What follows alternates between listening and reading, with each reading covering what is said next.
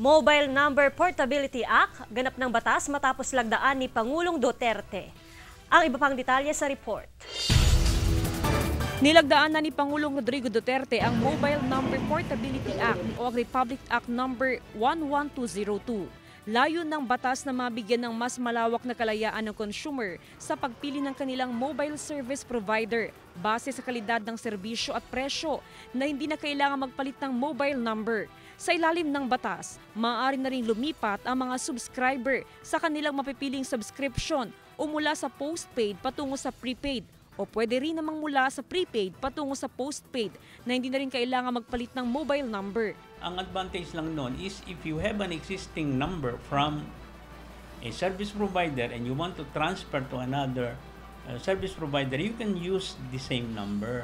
Sa ilalim din ng batas, hindi pwedeng tanggihan, pigilan o huwag iproseso ng isang Public Telecommunications Entity o PTE ang aplikasyon ng isang subscriber na gustong mag-avail ng mobile number portability. Walang bayad ang serbisyo ng pag-unlock ng mobile phone ng kanilang mga service provider.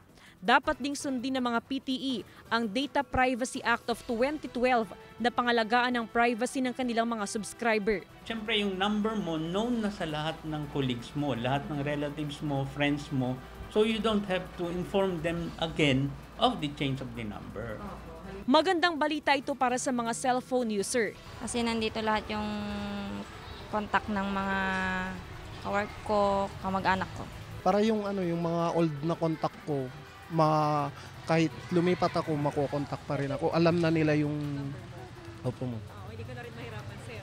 Opo mo. Hindi na rin sila mahirapan. Opo, na mag-contact sa akin.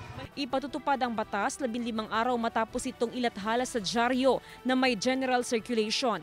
Kailangang makabuo ng implementing rules and regulations sa loob ng 70 araw para sa tuluyang pagpapatupad ng batas. Mula sa La Union, kasama si Ron Alistair Taniedo, ako si Jasmine Gabriel Galban, naghahatid ng Balitang Amyanan.